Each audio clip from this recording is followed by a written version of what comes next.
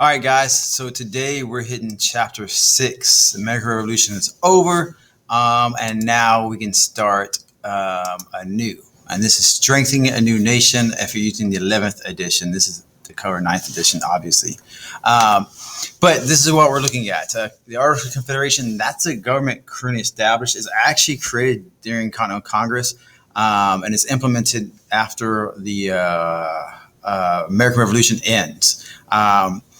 Our Confederation was pretty much a loose form of agreement, really. When you look at it, it's just like 13 states sign on and agree to help each other when they needed. But it's such a loose agreement that there wasn't like a really binding anything to keep them together. Really, it was the rules were so out there that pretty much every state was on their own unless they were attacked. Here's some of the rules and problems that we had. One, Congress could not regulate trade, force citizens to join the army, or impose taxes. So yeah, there was a Congress, but they couldn't do anything really. They had to request money from the money and troops from states, which means if somebody did invade or they did have a rebellion of their own, Maine would have to go to Articles, the Congress of Articles, and ask for money or troops. They couldn't just get it from a source of any kind or anything like that. The states are not required to contribute. They can pick and choose if they want to, depends on if it affected them. There's no chief executive leading the Articles. It's pretty much just every state for himself. And that shows when each state had one vote, states equal regardless of population. So little bitty Rhode Island has much say so as, say, Virginia or New York, some big states with a lot of people. So if you're a small state, you really like the Articles, right? But if you're a big state, it's totally unfair. All states had to approve the Articles and any amendments. So if you wanted to change any amendment to the article, every single state had to agree. And you put 13 of your friends together, and you guys can't agree on where to eat, much less something serious like an amendment to the Articles. So this is often called the critical period. The very beginning of any nation is really a critical period because there's an absence of power. How does it get filled? For us, we have the Articles. It's put into place. And the problem with Articles, number one problem of all, if I can express enough, is the finance. Without being able to have taxes, you can't finance. It's really important. Even at the very onset of the Articles, without a chief executive leading the people, it got pretty bad. But the finance problem is what really starts all this. There's no money to pay these soldiers. So after the American Revolution, you have these troops, these American troops, the Continental Army. They're still stationed right outside New York, just in case. British troops are still in America. They're not supposed to be. The treaty actually takes a couple of years to get done. And after that, the British troops actually do stick around for years. But the Continental Army is still kept together in Newburgh, New York, waiting for the treaty. Right now, it's just a truce. There's 2 years to make the actual treaty. But they're angry because they're not getting paid. Without the ability to tax, there's no money to pay them. Now, this is why we need to actually look at the Articles and how it fails. For a good 6 years, we tried this. We tried not to have taxes, and it failed miserably as a nation. We didn't survive, right? We had to change governments. Robert Morris, Superintendent of Finance, he got this idea to establish essentially a new government. The Articles weren't enough. Now, the reason we actually look at this is Morris and a lot of other guys had loaned the Continental Congress money for this war. So they had a lot at stake in getting paid back for this war. But they looked at the Articles and saw that, hey, we're never getting paid back for this. So the Superintendent of Finance, he actually holds what's almost a military coup d'etat. If you guys ever heard that Latin phrase, it's overthrow of the government, essentially. The military coup is one done by the military itself. They're actually going to gather the Continental Army troops together, and Hamilton convinces them. He said, if we do this, we need Washington aboard. It's the only way I do it. I won't do it without Washington. If you know anything about Hamilton and Washington, they almost have a father-son relationship. From the very beginning of the American Revolution, Hamilton was by Washington's side. He was an aide de camp. There were like 26 others total, but Hamilton was always there. So they're actually really close. Hamilton brings him to Washington, and when these guys get together, you can almost imagine how it could have happened, how this mob could have overthrown, gathered their arms, went to and started taking over and making a military coup. But Washington didn't want that. This is where how Washington became actually very famous in the eyes of the people everywhere, really. He stands before the troops and he gets ready to give a speech. And whether he does it on purpose or not, he pulls out their heartstrings. He starts to read a speech and he says, "Forgive me." And he reaches in his pocket and he pulls out his glasses. He says, I've lost my sight for the sake of my country, essentially. It's one of the many things he sacrificed for his country, being this new land, this new America. And then he goes on to say that what we're doing here today, make no mistake, you're establishing something no different than was already established. Man died for this revolution, not to have this done. Men died for democracy, essentially, not to have, not necessarily democracy, but men died to free themselves from tyranny. And doing so, this is the wrong way to do it. And so Washington saves the day. And this is why Washington is quite famous, amongst other things, is he could have been the leader. If he wanted to, he could rile those troops up. He could have done it without his invite. They invited him there to do it, to establish like credibility, so it would be a serious issue. And Hamilton said we had to have Washington. No, we're not going to be able to do this without Washington. And Washington, in that moment, he could have taken control, and this country would have been his as a dictator or a new king if he wants. But Washington said, no, this is not what we fought for. This is not what we're here to do.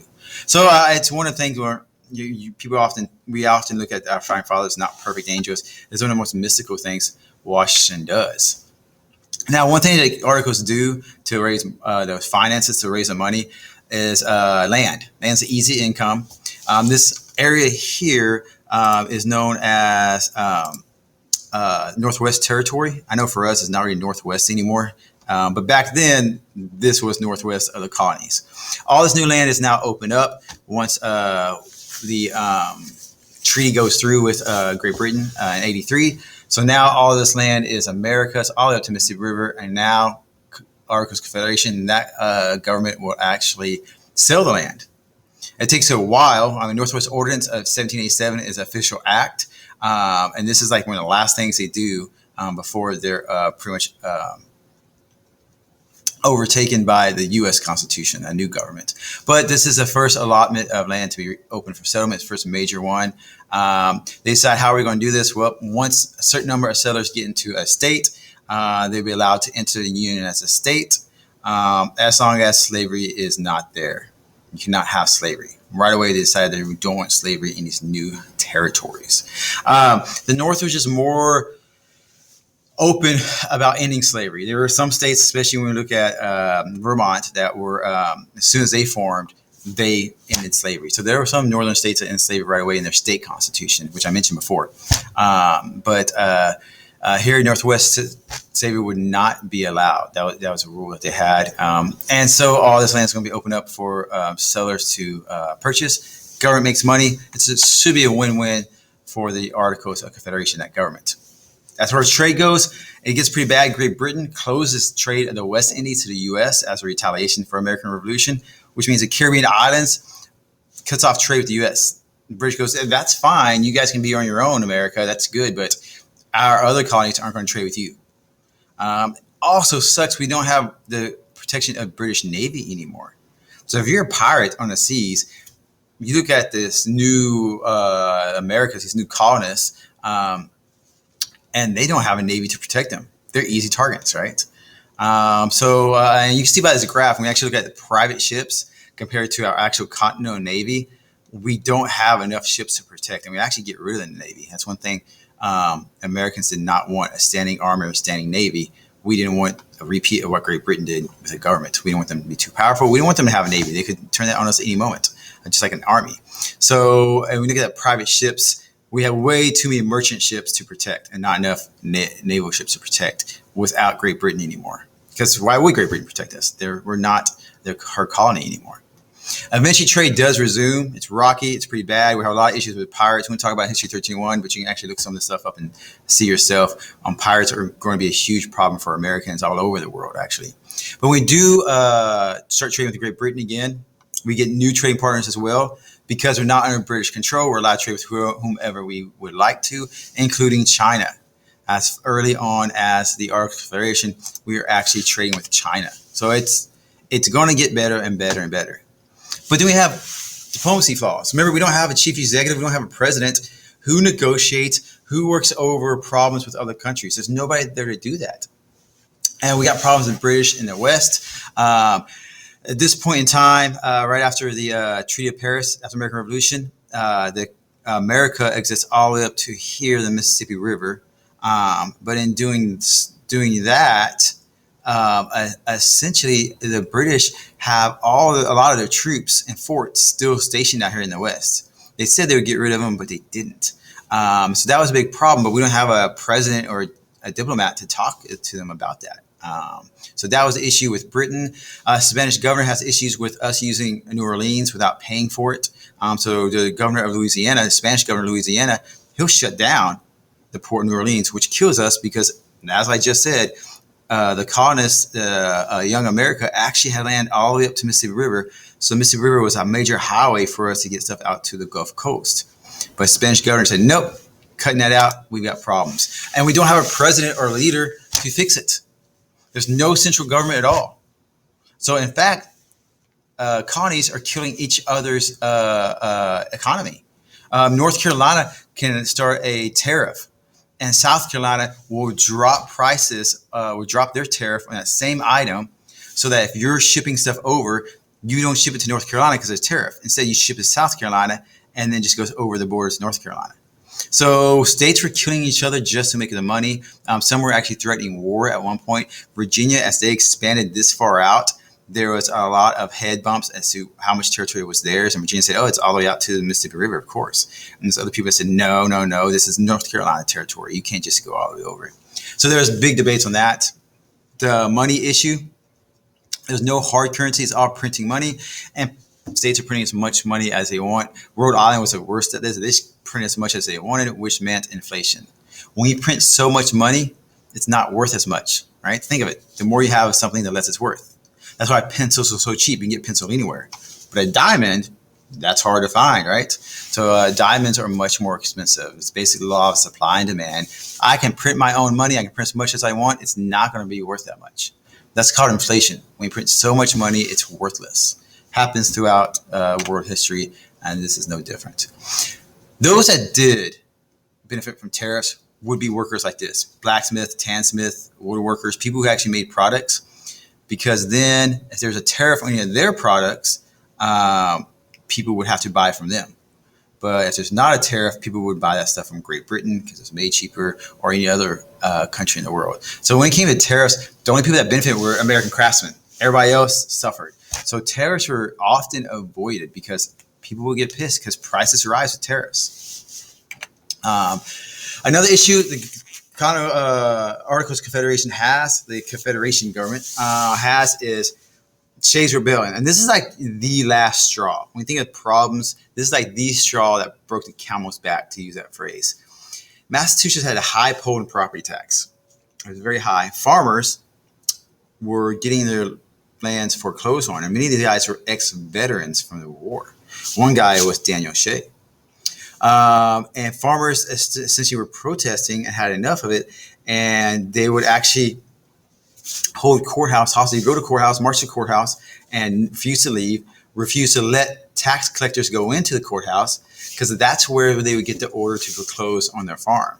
See, if you foreclose at the bank tax collector, since the bank sent a tax collector to the courthouse, he filed the paperwork, got the paperwork to foreclose on your land, but if farmers got to the courthouse first, they would block it and not let them in. So this painting actually shows what was supposed to happen to tax collectors when they came to file paperwork at the courthouse to foreclose on a farmland. These guys had enough. And ex-vets like Daniel Shea had really, really given all their best. And Daniel Shea is an interesting story. He actually received a gift from Lafayette. He wasn't just a plain bum soldier. He actually had a sword given to him by Lafayette. He was well respected amongst men. He was a good fighter. He led man in the American Revolution himself. Not super high up or anything, but even he was so poor at one point, he had to sell that sword that Lafayette gave him. He had to pawn it off because he was trying to keep his farm going. So guys like him had enough, and they will organize troops, just as if he was fighting a war of independence on his own, and nobody could stop these guys from occupying courthouses. There's no government army. Massachusetts looked around and said, hey, we need an army. No state's going to help them out. Virginia's like, we're not going to give you, man. That's your problem. You take care of it.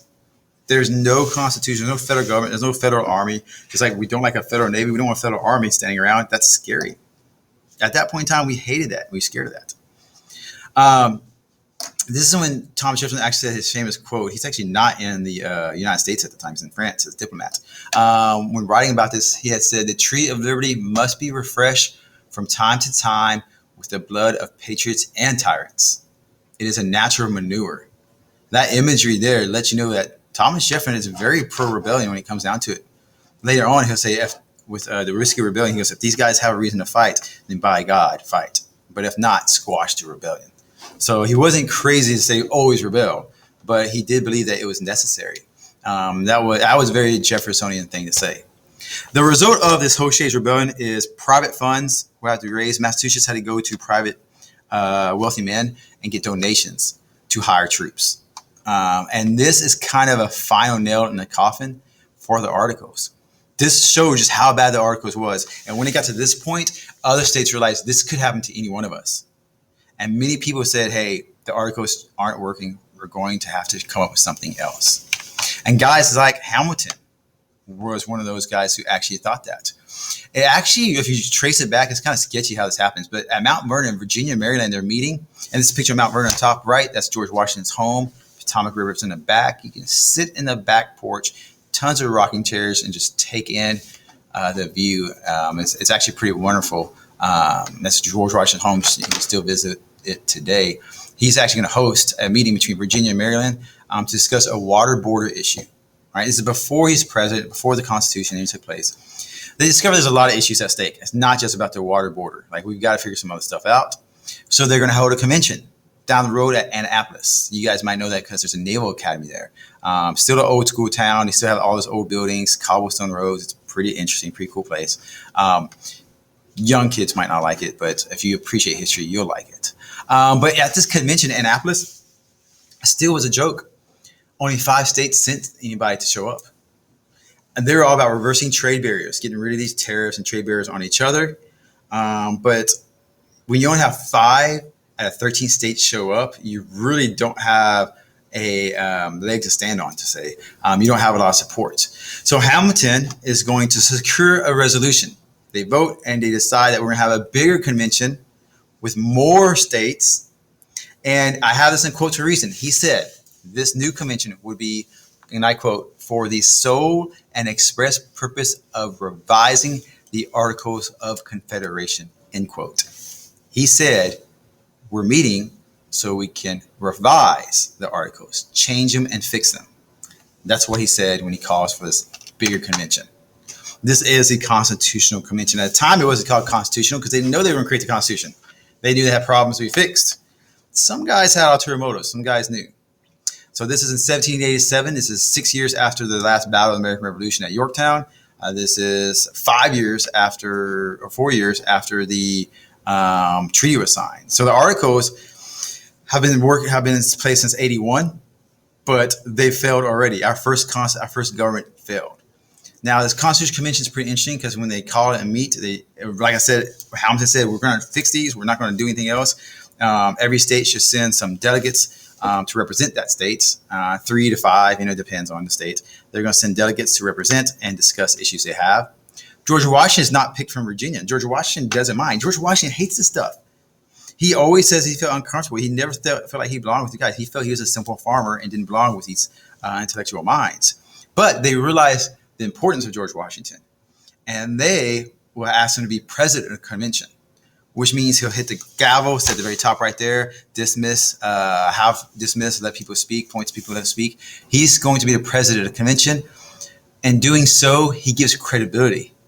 Because now this thing isn't just a bunch of fools meeting to try to change or fix things without anybody's permission. Washington creates an aura of, okay, this is legitimate. Washington was a very powerful figure and very humble at that. Remember, he didn't take advantage of that. Delegates that are in attendance, all but Rhode Island. I have here Rogue Island because they try to be a little bit more daring and rogue, and they say, we're not sending anybody. This is a famous phrase. Their delegate says, I smell a rat. because they knew what was really going on. If you're a small state, you love the Articles. Every state got one vote, big or small. But if they're going to change the Articles or even overthrow the Articles of Confederation, Rhode Island knew that they would lose power, because Virginia, with so many more people, or New York State with so many more people, will have more power than Rhode Island. Or Rhode Island refused to even participate in this. So it becomes big states versus small states. Small states, each one vote equal to everybody. Big states say that's not fair. We have so many more people than you. Hundreds and thousands of more people than Rhode Island. Why should Virginia have to have the equal say? That's not fair. We also see at this point a young man comes into play, a young man of James Madison. He's going to rise. You guys heard of him now, but at this point in time, he was a nobody. But the Constitutional Convention makes him a very well-known and respected man. The big questions we have from the Constitutional Convention: one, do we amend the Articles, or do we draft a whole new document? Okay. And then if we do draft a whole new document, or if we do amend it, is Congress-based representation based on population, or should it be based on state? Each state gets one, or should it be based on how many people are in the state? Because then Virginia might get 5 and Rhode Island only get 1. That was a big issue they had to find out, and guys like Madison were ready to take that on. So he's only 36 when he attends the Constitutional Convention. He's a young man. I know you guys are like, that's not really young. It's young compared to the other guys that were there, I guess you could say. To me, it's young. I'm 36, so I'm offended if you think he's old. But that's supposedly a woodworking done of him on the left. He will later on become our 4th president. If you think his name sounds familiar, yes. And during that time period, that is the War of 1812. He's president during that time period. So we will come back to him. But at this point, he's just a young man. And he does something that he's not supposed to do during the Constitutional Convention. They all agree to meet and not take notes. Because when you think about this, actually think about it. These guys were meeting to start a whole new government. These guys were overthrowing the Articles, and they're going to start brand new. That's treason. Nobody gave them permission to do this. They're just throwing this thing out there and just doing it because they knew it was for the best. So they all agreed nobody would take notes. But luckily for us, Madison does secretly take notes. And he secretly writes and goes home and puts all his information notes. So the only information we have about who said what and how they came up with stuff is from Madison's notes. So the young guy does what he's not supposed to do, but we're thankful for that. So this is actually what emerges according to his notes. We have 2 plans, the New Jersey plan and the Virginia plan. Virginia plan is a big state plan. New Jersey is small state plan. The New Jersey plan started that one, supported by small states. Like I said, unicameral. There's one house, one Congress, based on equality. Each state gets the same number of reps. If that sounds like a lot like the Articles, you're right. They're pretty much trying to keep the same idea. They'll each get 1 vote. You can change the laws and however you change amendments and all that stuff, but as far as representation, each state gets 1 vote. The Virginia plan was a little different, supported by the big states. It wanted a bicameral, 2 houses, one elected by the people and then one elected by the first house. So you have the House of Representatives and then you have the Senate. And the Senate is chosen by the House of Representatives. And the number of Congress would be determined by population. So if there's 5 times as many people in Virginia than New Jersey, then Virginia would have 5 times as many people in Congress. Okay. The great compromise in this would be bicameral. It's also the great compromise, also called the Connecticut plan. Some guys from Connecticut said let's merge these together, but I'll call it the great compromise in this class because it really is. It's bicameral, which you're thinking, okay, that's really more Virginia, but the House of Reps will be determined by population.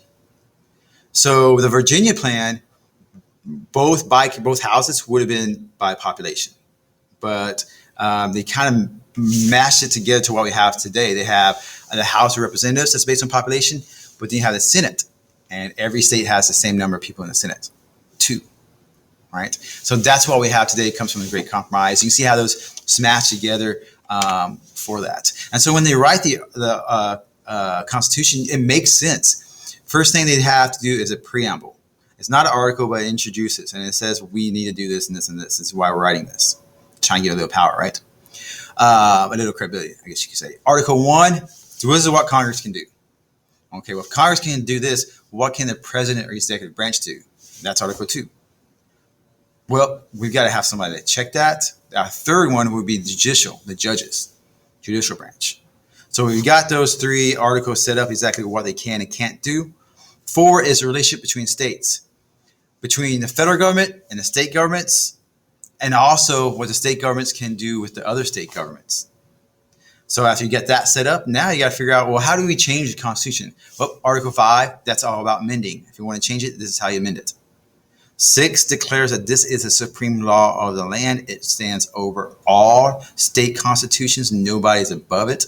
No people are above it. No states are above it. That is Article 6. And Article 7 is how do we ratify this? How do we make this officially our government?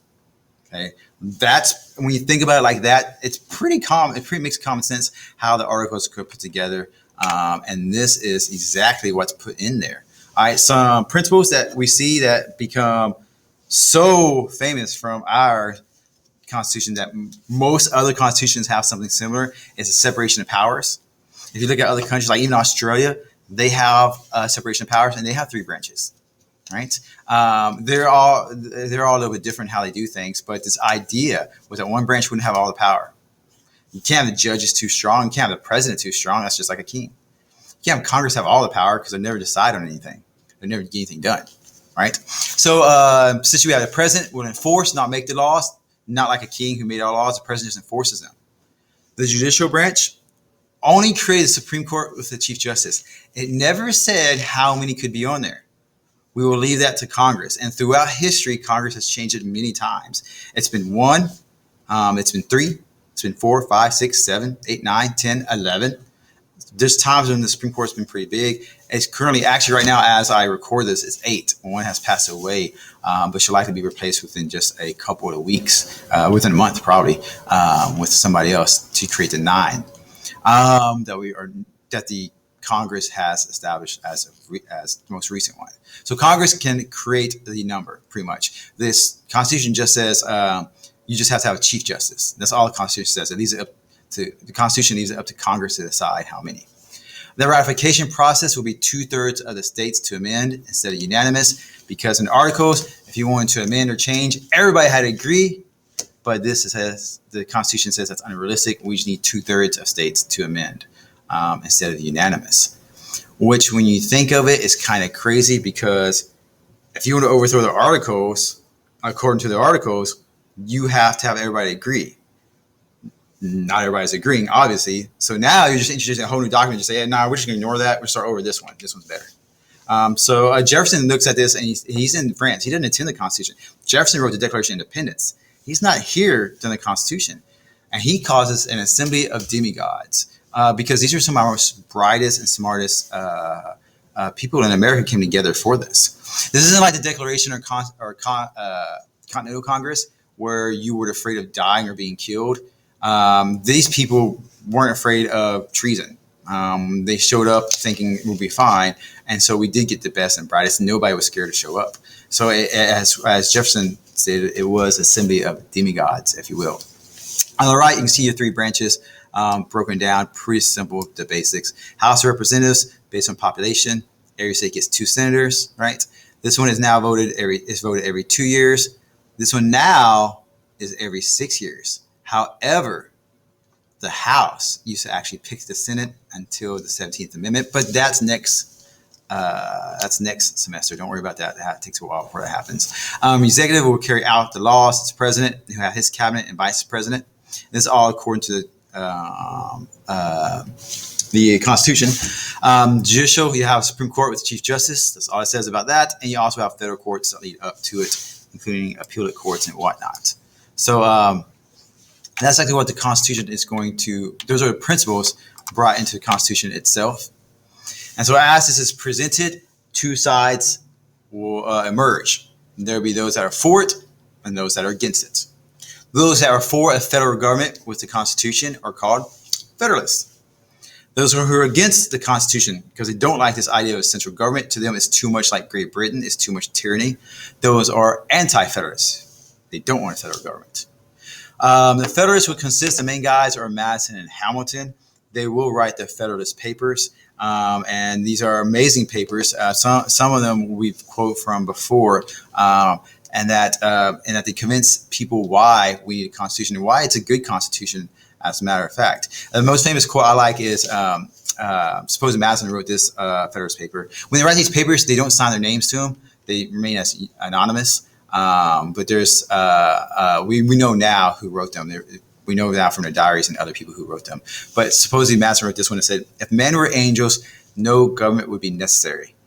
If angels were to govern men, neither external nor internal controls on government would be necessary. In framing a government which is to be administered by man over man, the great difficulty lies in this. You must first enable the government to control the governed, and in the next place oblige it to control itself. Pretty much saying if angels controlled us, if men were angels, we'd be fine. They would do the right thing. But men are men. And so you have this government that can control itself. He says that's necessary. And Hamilton would also write, it's not tyranny we desire, it's just a limited federal government. We don't want all enforcement a king. That's not what this is. Like, you're blowing it out of proportion. You're stretching the truth. Calm down. That's the way Hamilton looked at it. Good reasons to ratify. You do get a standard money supply. Reduction of taxes, because now you can actually tax certain things. And as a whole, people would pay less in taxes. Because with tariffs, each state would charge tariffs. The people in that state had to pay for those tariffs. If you know how tariffs work, the price goes up. If I ship socks from Great Britain to America, they put a tariff on it. They tax me an extra $1. I have to raise the price of those socks $1 to make up for that. And so if there's no tariffs, then the people themselves will pay less taxes in the end. And you can repay those war bonds, which was a big sticking issue with the people who hold those war bonds from the American Revolution. They still weren't getting their money for the war bonds. The Articles of Confederation, that government did not have the money to pay them back. Arguments against ratification, there's no Bill of Rights. They said this government is much like the one with Great Britain. And they make the same argument I make. This was illegal. We're under the Articles of Confederation. You can't just bring in another government and overthrow that one. This is actually illegal. So these are good arguments arguments against the ratification that is made. And we see this fight play out with Federalists and Anti-Federalists. Obviously, you know who wins this battle and the hearts of the people. You know the Constitution is eventually ratified. But people often forget how it is. Small states adopt it first. They realize, hey, this is the best way for us to maintain some control. Right? It's not as great as it could be, but at least with this House of Representatives, with the Senate, we have strong control over government. Remember, the Senate is a higher one. Right? The House, you're elected every 2 years and get replaced. The Senate, you're there for 6 years. And the Senate has a lot of power. It's considered the upper house. Every state had equal say-so in the upper house. So small states like this. Big states say, no, I know what's going to happen. This big government's going to try to control us. We need a Bill of Rights. And literally the Federalists knew this. They said, all these states are going to adopt it. And you look at the ones that adopted. New Hampshire was the 9th state to ratify, 9 out of 13. That makes you 2/3. It became official. But Virginia and New York hadn't ratified it yet because there was no Bill of Rights. Like if you actually look at this, look at New Hampshire. They do it before Virginia and New York. Federalists knew this. Our founding fathers knew that if New York and Virginia don't ratify this, it's just going to be a joke. It's not going to be an actual, it's going to be a shell. That's what I have on here. It's going to be a shell. It's going to be, for word, it'll be there, but nobody's going to actually enforce and go by these rules. That's actually when the Federalists will say, okay, we'll put a Bill of Rights on there. And so then that's when New York and Virginia agree and say, okay, we'll ratify it if you put a Bill of Rights with the first meeting of the first Congress. And that's actually how that happened. That's how the Bill of Rights. Now, to be fair, if you actually, we write that there's no Bill of Rights, that's why you shouldn't ratify it. There is stuff built into the Constitution. If you're educated, you would see that. Like, for instance, the Bill of Rights has trial by jury, or you can't be thrown in prison, and you have a right to a free trial. Well, in the Constitution, it has this phrase called Habeas Corpus, which is Latin for saying you can't be thrown in jail without being tried. So there was some stuff that was in the Constitution, but it wasn't outright stated in the Bill of Rights. So the Anti-Federalists were kind of using this to hype up why it should not be a state. But here we have, or why it should not be the Constitution ratified. But here we have it actually ratified. North Carolina had to vote on it twice. And you can see the last one, of course, finally was Rhode Island. and they barely passed it to ratify it. They pretty much were the last ones and realized that they had to do it. They've got no choice, really. But nonetheless, you can see even North Carolina waited for the Bill of Rights. Virginia, New York were fighting it to the very end, but they agree eventually. So that is actually how we see the famous phrase, "We the people of the United States, in order to form a more perfect union, establish justice," and so on. That's actually our Constitution, how it's born from a horrible Articles of Confederation that failed miserably. So yes, our first government in the United States fails miserably. The Constitution is actually our second government, and a lot of people just don't realize that. All right, sorry about that. All right, so we have a new nation. The Constitution is born, and our first Congress will meet in 1789. George Washington is elected president at the time. 69 votes to John Adams, 34. Since John Adams came in second, that makes him vice president according to the Constitution. 8 senators, 13 reps. Those are the first ones going to meet. If you're wondering where all the other ones are, they're either in route or they wrote, like some have actually not joined, like Rhode Island. They're still not even part of the first America yet, but they do meet in March. Now notice that in March back then, that's when they're sworn in as president, and a new Congress takes hold.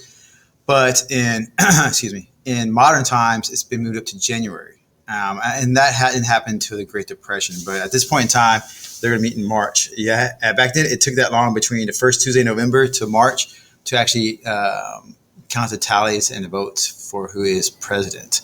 They actually meet in New York. That's actually where the first Congress meets. A lot of people think it's Philadelphia. We'll be Philadelphia later, and then Washington, D.C. But New York was actually the first place. It's odd enough when you actually read the account of Washington's swearing in, how he does it on a public grand scale in front of everybody, but Washington is not a loud, arrogant man. He's very humble and quiet. And at the very end, it said, so God help me. Suppose that's what Washington said, but nobody really knows except the man who actually swore him in, who swears that Washington said that. But there's a massive debates about a lot of things that happened at the time. But this is America. This is our Constitution, our government we have today. It starts right here, 1789, with George Washington and John Adams as president. Real quick, in his cabinet, he does have Department of State is Jefferson, which is diplomatic matters, issues within the country. Department of Treasury, within the country and outside the country. Department of Treasury, finances, that's Hamilton. He's going to be ahead of that. These two guys are going to represent, I would argue, even to today, these two men butt heads so much they represent both parties. Even today, you can find how you pick a side. John Jay is the first Chief Justice. Not necessarily the most effective. We'll talk about John Marshall being one of the most effective, but John Jay is put there. He doesn't do much. As a matter of fact, the Supreme Court's job is not even redefined yet. So he doesn't do much. Essentially, according to the Constitution itself, he doesn't do a lot. John Marshall changes that. The Bill of Rights was passed with the first Congress. Actually, it was 12, but only 10 get passed back then. One is actually uncovered by a UT law student in the 90s. And he realized this doesn't have an expiration date, and he pushed it back up there, and it got chosen by some more states and was ratified. And actually, it's our 27th Amendment. But the original 12, 10 become the Bill of Rights. One does get added more recently, past couple of decades. But back then, the Bill of Rights, it calmed the fears people had. People were scared that a strong government meant that they would lose power, they'd be thrown in jail. They felt that this would be Great Britain all over again. But the Bill of Rights guaranteed that. And it protected states, too, if you remember the amendments. So between the 9th and 10th Amendment, it does give powers to the states. This is the only country at the time that has this idea of religious freedom. Congress shall not make no law respecting an establishment of religion or prohibiting the free exercise thereof. That part of the First Amendment is key. Almost when you think about it, the United States had to do that. You had Catholics, you had Quakers, you have formerly Church of England, Anglican churches that would convert to Methodists and Baptists, but it's so varied throughout the states, originally 13 colonies, now states, that you couldn't have one and only one religion. Or at least that's the way they saw it. So That was key. Sorry, that was key in making and being one of the only countries in the world at the time that actually could do that. Now we have an actual legitimate government with the Constitution. We got to ask, how do we raise money? Well, start with modest tariffs, nothing too serious. Hamilton, as Secretary of Treasury, would be like the father of our economic system, and by now he's starting to be well known for that. He has his plan. He says, in order to establish credit, we need debt. And you might not know this, but when you have debt and you're paying off that debt, it shows that you can control credit and trustworthy. So countries will give you more credit because you've established that. So he suggested that federal government assume state debts. Every state that owed money in the Revolution, they all turn over, and now the federal government's in debt. And the federal government starts paying on those. Once the federal government starts paying on that debt, people realize that they can trust the American government and give them credit. Other countries can't. He also says we got to pay back war bonds at face value. To explain this real quick, you need to understand that people bought war bonds throughout the American Revolution. And they bought these war bonds pretty much with a guarantee that they would get paid back plus a certain amount of money, plus a certain amount of interest. So, for example, I give the U.S. government $100 for a piece of paper that's a war bond. And on that piece of paper, it says I'll get 10% interest within 10 years. Well, now 10 years up and I'm waiting for my money. The Articles of Confederation, that government couldn't pay back those war bonds. When the U.S. Constitution took over, the question was, do we pay back these war bonds or not? It's, for one thing, it's a totally different government. But also, so are we responsible? But also, why should we pay back the war bonds? For most people had sold their war bonds to other people. A farmer had a war bond, but was desperate for money, would sell his war bond to maybe a banker who had extra money, who said, hey, I'll buy that from you, but I'm only going to buy it for half the cost or for 10% of its worth. The farmer is desperate enough to do it, he's going to do it. That person who bought that is gambling pretty much. You're hoping that they will get paid back the value of it and not anything less. So a lot of people said, no, don't pay back the war bonds at face value. Most of the people at this time that originally had the war bonds don't have them. They sold them off somewhere already. So don't pay them back at full value.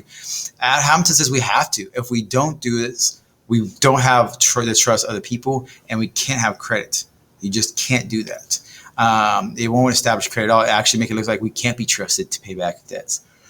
So that's Hamilton's view and how we establish credit. And it works wonderfully. He's right on task with it. And that's why he's called the father of our economy sometimes.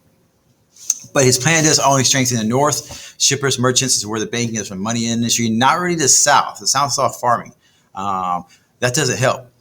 When he proposed a national bank, that's really the key that really upsets a lot of people in the South. Because now, what national bank means power. And the bank's going to be in the North. So the North is going to have power over the South. Yeah, because they have money, right? This bank will be a depository for government funds and transfers. We have to have some way to transfer money to other countries and to state.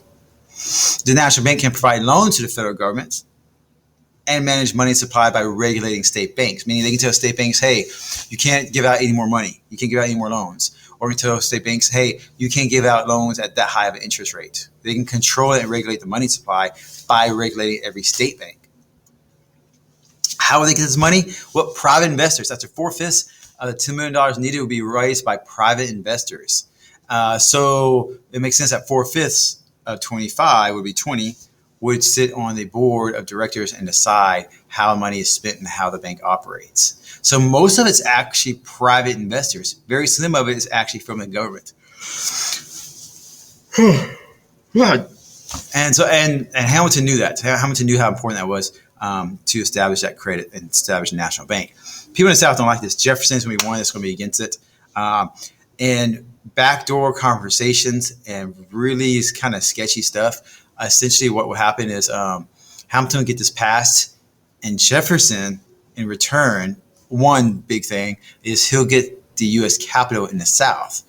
And a swampy area that we now know as Washington, D.C., right outside of Virginia would be the capital. So Jefferson thought he would get some power there. It really ends up not mattering that much at all. Now, war debts are paid off because of Hamilton. Manufacturing base can begin because people have credit and loans, and they're getting loans, they're getting tariffs. They have tariffs, so people are buying American-made stuff. And foreign credit will flood the American markets. His economy opens up the most powerful capitalist republic economy that we have. Period. And it does wonderful things as America takes off from the very beginning, because of Hamilton's plan. Now, what this happens, because Hamilton's plan is successful, because this is his idea, his viewpoint, this creates our first political parties. So you're thinking, oh, the Federalists and Anti-Federalists were the first political parties. No, not really. Those are two sides for the U.S. Constitution. That's pre our government. The Constitution is our government itself. Once the Constitution is formed, then we have the split between the Federalists, who want a strong central government. These are people like Hamilton that said, hey, we need a strong central government because we need to focus on manufacturing, shipping, and trade. In order to have a strong central government, we can't go word from the Constitution. It's got to be a loose interpretation. For example, nowhere in the Constitution does it say the federal government can make a bank. But Hamilton says, it does say, and I quote, the federal government has the power to regulate commerce.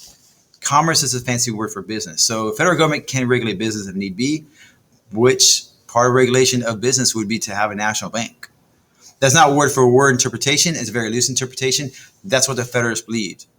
Okay, they typically were pro-British, favored that national bank, and in favor of tariff, because it meant that the craftsmen in America were protected. Okay, you go to Republicans, Jefferson, Democratic Republicans, they stood for state rights. They thought every state needed as much power as a federal government. Focused on agriculture, obviously Jefferson's from the South. They want a strict interpretation of the Constitution because they don't trust a strong central government. They want the central government to only do what it says on paper, word from word. Because to them, if you start stretching it and having a loose interpretation, you could take this thing completely different direction and abuse your power. The typically were pro-French. The French were very anti-monarchy, and that was something that Jefferson, he was in France during the French Revolution. He valued that quite a bit. Of course, they opposed the national bank. That if you have a national bank, you have a stronger central government. They control the money. And so Jefferson and Republicans hated that. And they opposed a protective tariff because it typically made prices go up for everybody, essentially. So I want you to understand that when you're thinking, oh, these are the two first political parties, how can I separate them? You've got Hamilton on one side, the Federalist, Jefferson on the opposite. Jefferson's a Southern guy, slave owner. Of course, he's going to pick state rights over central government. Hamilton actually hates slavery, is against it, but he is also going to be strong central government. And so from there on, you can really deteriorate and see what each one believes and what each party believes. That's the best way to remember and study that is actually this slide right here, and keep that in mind. Now, at this point in time, our revolution, you could say, has spread to France. France has seen what the Americans have done, and they decide we have had enough, and we're going to have a rebellion of our own. And they do have a revolution, and it gets out of hand in 1792 when they marched the nobility from France, all the royal, anybody related to royal king and queen, they're marching from their prison to the guillotine and slaughter them all, kill them all. And that's just a whole new level. I know we're thinking, oh, that's part of the rebellion. Usually you have a rebellion, you exile the leaders and somebody else overthrows. Not a bloody bloodbath where you slaughter nobility. Remember, a lot of these guys are actually related to other kings and queens. Now, what that means is that because they're related, the British are going to step in and say, hey, we have to have law and order. If France is all chaotic, that could spread over here, and we need kings and queens. That's what the English believe. So the English are going to step in. So now the U.S. needs to decide what they're going to do. Because if the British step in against the French and they go to war fighting this French Republic, the British are going to attack French possessions in the West Indies, in the Caribbean. And according to the Treaty of Alliance 1778, the alliance we entered during the American Revolution, it wasn't a temporary alliance, it was a permanent alliance. And it said that, hey, you help defend us on this side of the world, we'll defend your land on this side of the world as well.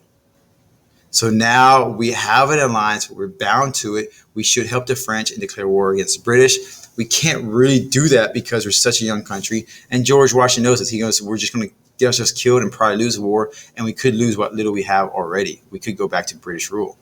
So Washington makes a proclamation in 1793. He says the U.S. stays neutral in the European wars. And that goes for everybody in America. He makes that declaration. He says we're not going to back that alliance, the Treaty of Alliance. His argument, he takes Hamilton's argument. Hamilton argues that, we don't have to back the French. That was made with the king. You kill the king. So the king's dead. We can't oblige by it anymore. We're not backing you, the rebels. We were backing the king. So that's a legality argument and why we don't have to follow it. Nonetheless, Washington knows we can't do it. We just can't. And all this chaos going on with the French Revolution, the French do send a diplomat over to talk to us. His name is Citizen Genet. Now, he's actually out hiring private pirates, essentially. His privateers to attack the Spanish and Florida and harass British ships. Spain had aligned themselves with the Brits against the French rebellion. And this actually shows a good representation of the Democrat Republicans supporting the French and the Federalists with Hamilton supporting the British. Many people in America actually feared the Civil War because both political parties each supported one side to the extreme. John Jay is actually sent to Great Britain. It's embarrassing. His treaty's ratified, but it's pretty embarrassing what he brought from Great Britain. It's pretty horrible. It was so bad, 80% of votes to ratify it came from the North. 74% of votes against it came from the South. That should tell you that the South was strongly against it. 3 out of every 4 people in the South were actually against this treaty because it's too pro-British. In the North, everybody was very for it because they were very pro-British.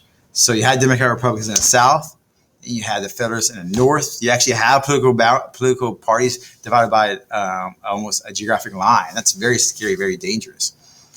Genet is actually told to stop promoting the French and fighting. He's actually kicked out of the country at one point. So bad in that sense. But we're torn in between. With Citizen Genet and John Jay's treaties to Great Britain, America is torn between, do we help the French or do we help the British? What do we do? Washington is keeping us out of it with this proclamation and saying we're out, we're not dealing with this. But there are domestic issues we got to deal with back home as well. Washington has it tough as first president, I'll tell you that. He does have the Whiskey Rebellion. But on the lighter side, we're going to come back to that second. I want to talk about Pinckney's Treaty at first. Remember I told you how there are articles, the Spanish governor of Louisiana actually shut down the port of New Orleans and kept Americans from using the Mississippi River to connect to the Gulf of Mexico. Well, that was really bad in our articles because we didn't have somebody to represent America and go talk to him. But now we have Chief Executive George Washington. He's going to send Thomas Pinckney. Pinckney's going to go over there, get a treaty with the Spanish, secure the use of New Orleans, and also fix this area here. It was disputed about who owned that, Spain or America, because remember, Spanish have Florida and Spanish have all this part. Spain argued we actually have all this along Tennessee River and down the Flint River as well. And the Americans like, no, that's ours. We have all it to Mississippi. Like, no, that's part of Florida. It was a debate back and forth. Pinckney's treaty secures this land as ours and also the use of New Orleans. So Pinckney came back pretty successful. That was a great plus for Washington. The Whiskey Rebellion, on the other hand, was a difficult play. Hamilton taxed the 1791 whiskey, and that was the beginning of it. The tax revenue officers to collect the whiskey were terrorized, attacked, tarred and feathered.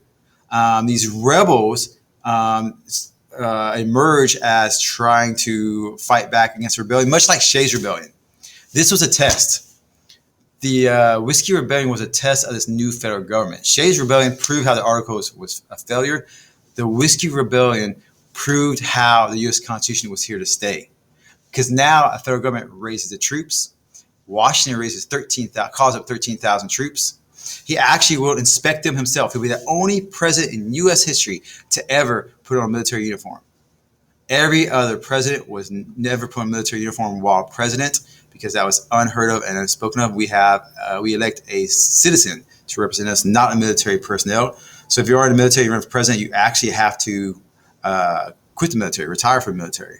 Washington's the only man ever to do that, dress in military uniform and as president. He addresses the army and sends them on their way, and they show up and there's no rebels.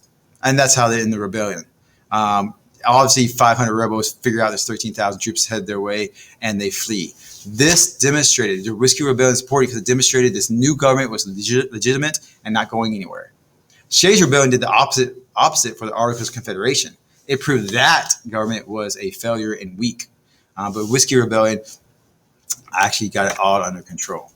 This slide here, I'm not going to ask you specific numbers. I'm very clear on that. I don't do that on tests. But you should be able to look at this and see by these numbers. The overall theme here is the land is incredibly cheaper than it was prior. 1796, $2 per acre at a 640 minimum. He had about at least 640 acres. So he had to have a lot of money to buy the minimum amount. 4 years later, 1800, it's only 320 minimum with payments over 4 years if you down pay half of it, right? Or a quarter of it, sorry. 1804, $1.64 per acre, 160 minimum. So you get even less money, you can start your own farm. So it's pretty self-explanatory by this, that the overall theme here is land was getting cheaper and cheaper to sell, which means more and more people can own land. More and more people can own land, more and more people can vote. Because remember, that was a requirement by almost every state at the time. You had to be a landowner to actually vote. So if you rent your house right now, or your parents rent maybe an apartment or anything like that, you couldn't vote. That's exactly how they saw fit. They thought you weren't fit to vote if you didn't own land. So Washington is going to serve his 2 terms. I know we sum it up fast in this class. It's just an introductory class. But Washington serves his 2 terms, and he's done. He's all right, I'm done with these 2. Jefferson and Hamilton, all they do is fight. It's frustrating. It's annoying. He's done. In his farewell speech, he has 2 main themes we want to stress. One, he says do not do political parties. They would tear this nation apart. Obviously, we don't listen, and here we are today. He also says no permanent alliances. One thing you learn from the French is if we have permanent alliances, it can drag us into war, and we should never do that again. That's his advice as he says peace and heads out to Mount Vernon to live the rest of his life. So we have to elect a new president. Election 1796. You take a look at our numbers. Adams will run with his vice president Pinckney. Jefferson runs with his vice president Aaron Burr. And as you can see from the numbers, you get 1 vote for president. Adams got 71. Jefferson got 68. And you're thinking, whoa, wait a second. Those ran against each other. But back then, it wasn't set up that way. Back then, it was set up the top 2 became president, vice president. I mean, when they wrote the Constitution, they had no clue that political parties would play such a role. The idea of political parties didn't even exist. Remember, U.S. Constitution, at the worst, is about ratifying or not ratifying it. There's no ideology about political parties dividing the nation. So when they said, hey, the Constitution said the top 2 electoral votes win, it really made us think that, oh, at least most of America would get a say-so in who leads the country, even as vice president. Never did realize it would be a problem. These guys clearly had a problem, a Federalist and a Democrat-Republican as president, vice president. And that brings us to Adams, second president of the United States, short, fat, known as Sir Rotunda. Him and Jefferson in this election tore each other apart. It's one of the first great elections that show just how mean and spirited these guys were. Rumors were spreading back and forth, and every election since then has been horrible. These guys really know how to start that when they talk mess about each other. Adams, during his presidency, he has to deal with the big thing he deals with is France. We almost go to war with France. Technically, we're at undeclared naval war. They're actually attacking our ships. Our ships are attacking them, but there's no official war declared. Our Navy is pretty small, so it's not wide scale. Adams sends 3 guys to talk to the French about this, about these issues and settle things with the French. When they get there, Pinckney, Marshall, and Gerry, they actually are going to find 3 French officials that say, hey, if you just want to meet with us, you have to pay us a bribe, a certain amount of money. Adams gets this note and he calls Jefferson into his office. He goes, look at this. What is your French doing? What is this? Jefferson's in disbelief. He has no words to defend France. He can't believe that this is happening. I mean, how dare they treat us like simpletons? Even Jefferson had no words. He's like, clearly this isn't true. And Adams like, I sent Pinckney. I sent John Marshall.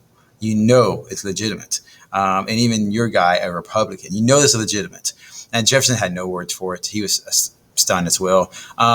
This somehow gets public. It's called the Xyz Affair. XYZ represents those 3 officials who demanded a bribe just to even meet and negotiate with the French government. And so once it goes public, the XYZ Affair, Americans are upset and they're ready to go to war against France. They're ready to go take on France in war. Before, Americans were like, not really, but that really upset them. I actually have here, this is why we start the first Navy. It's because of the XYZ Affair and how bad our Navy was doing.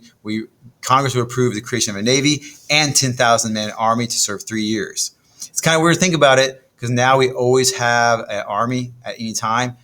We were really scared of that, especially as first as a nation, because we didn't trust that army. What if the president told the army to go occupy a city or state, and we were under their control? We didn't like that. So Congress had to approve this creation of a Navy and an Army. And it still was limited. It still was only for 3 years. Adams would do one thing that would haunt him forever. And even now we look back and probably think it was like the worst move he could ever do. He's very much judged for this. He's going to change a few things. First, he has the Nationalization Act. And now, if you want to become a citizen of the United States, instead of being here for 5 years, you have to be here for 14 years. Because see, at first, if you were here for 5 years, boom, you became a citizen. That was it. He's going to change that with this act and make it to 14 years. The next, I have it separated on a slide, but it's often called the Aliens and Sedition Act as one.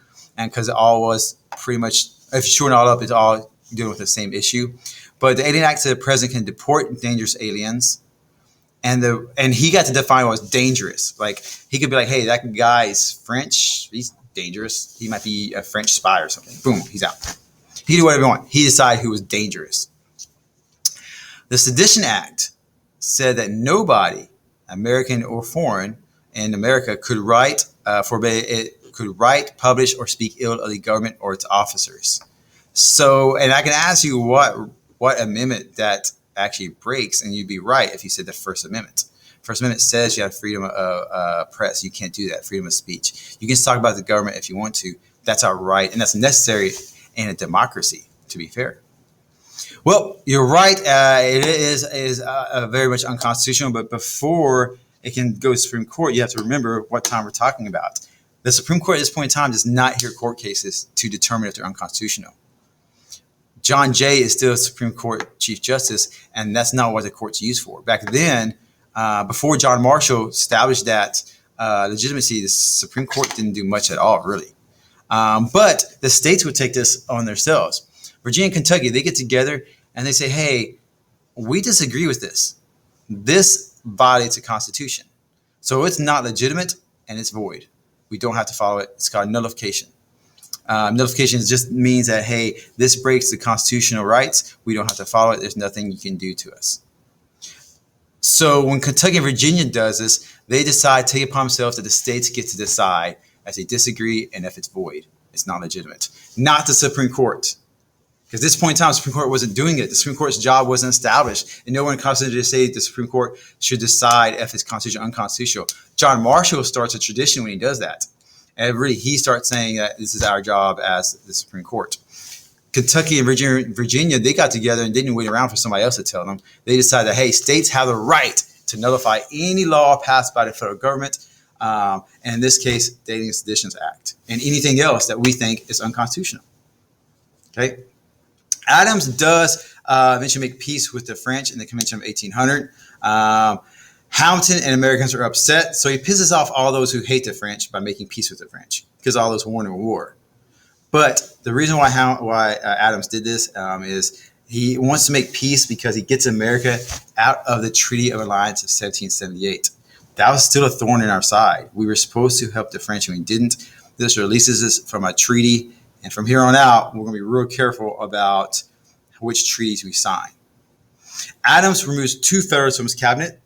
He was mad at these 2 guys, and he blames them for doing whatever Adams says, and even doing whatever Hamilton says. He tells the Federalists, you just follow whatever Adams tells you. Hamilton treated Washington like a dummy. He would not treat me like a dummy. Hamilton's upset. He bashes Adams in a pamphlet. This guy named Aaron Burr was going to make it public. Hamilton, in the election of 1800, smashes Burr. Burr actually runs against Jefferson in the election of 1800, and Hamilton comes out, even though Hamilton and Jefferson fought so much, opposite political parties, during when they both worked for Washington. They fought each other so bad. They hate each other. Hamilton comes out and says, in the election of 1800, I support Jefferson. Somebody not even his own political party. And for Hamilton, that was just the right thing to do. He didn't trust Burr with power. And you understand that in a little bit when we talk about Burr later on, how bad he really is. But nonetheless, that leads to a challenge made, and Burr and Hamilton will have a duel. If you've watched the movie Hamilton, or the Disney musical Hamilton, it kind of touches on this a little bit. Pretty accurate. It's pretty interesting exactly what happens. But Hamilton would die in that duel. That's why Hamilton, one of our greatest founding fathers, he never becomes president. He would have been one of the I think, greatest presidents, but maybe I'm biased, right? So this is election of 1800, Jefferson and Burr. It goes to those two guys. It's a tie. It goes to the House of Representatives. Adams doesn't even make the tie. If you take a look, both Federalists don't make the tie. The top two is how it goes. Back then, they didn't vote for vice president. They voted vice president and president. They each got electoral votes. And in this case, Jefferson and Burr tie. And so if it's a tie, it goes to the House of Representatives. In this case, it went to the House of Representatives. 35 times they cast a ballot, and all of those times it was a tie, until Thomas Jefferson meets with a Delaware congressman on the side and says, hey, if you change your vote for me, I promise not to remove any Federalists from the cabinet. I'll leave all Federalists in there. And I will hold up all of Hamilton's financial plans. I will not go through and destroy the National Bank. I will not go through and tear everything apart.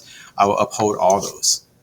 Once Jefferson makes that promise to that one Delaware congressman, magically the next 36th time that they vote, the tie is broken and Jefferson is president and Burr is vice president because he gets the second amount of votes. And after this, founding fathers, Congress realizes this is a bad idea. We shouldn't elect vice presidents like this, and we'll actually change that. But last slide here, Adams on his way out. So Adams loses in November. First Tuesday in November, he loses, but he's not done until March. And that period in between is called lame duck. The Congress has been replaced. The president's going to be replaced, but Congress is still meeting. And so they're lame duck Congress. I mean, they can't they're not getting reelected. So this is it. That's all they got left. And they pass the Judiciary Act of 1801. And doing so, they appoint a new Chief Justice as John Marshall, who's a Federalist. This act created 16 federal courts, all with Federalist judges, because they appointed judges. 42 justices of the peace in D.C., all Federalists, appointed by Adams, approved by the Federalist Senate. So essentially, the Federalists, they lose Congress, but they go into the judicial branch and as a stronghold because all the judges at the time were Federalists because under Adams, he appoints them. We kind of see that right now. If we see Trump lose, if he loses, he'll still be president until January. So even if he loses the beginning of November, if the Supreme Court isn't in place, he can still put a new Supreme Court in place. And the Senate is still there until January as well. So keep that in mind. It's pretty interesting how we see that repeat itself. Overall, this election does change a few things. No longer is the governing elite in politics only. You got guys like Jefferson. Side note, just so you can understand the difference here, Jefferson was so anti-elite that he refused to allow people to bow to him. For Washington and Adams, people bowed when they saw the president, just like they would a king. Jefferson says, no, shake my hand. That's actually how shaking hands became a big thing with politics and business today because of Jefferson. So this is more personal. This is what the common man does, not bow to each other. And the next 24 years, the president will be a Virginia slave owner. And when you think about it, it's crazy. Not counting Adams, only 4 years. He served one term, that was it, right? Not counting Adams 4 years, George Washington was a Virginia slave owner as well. So technically, at the first 36 years of this country, 32 years are Virginia slave owners. Okay, and the famous quote I like by Adams that really puts it forward says Jefferson had a party, right? Democrat Republicans. Hamilton had a party, the Federalists, but the people had none. The Commonwealth had none. So John Adams leaves the presidency. Interesting enough, he is the first president to live in Washington, D.C. It's still actually being built, but he does move there in the middle of all that, and he'll leave it as well in his first term. He becomes one-term president, but he does it peacefully and exits gracefully as well, but also awkwardly. And that's going to sum up Chapter 6. Pretty much cover the Articles of Confederation and the U.S. Constitution and the beginning of America.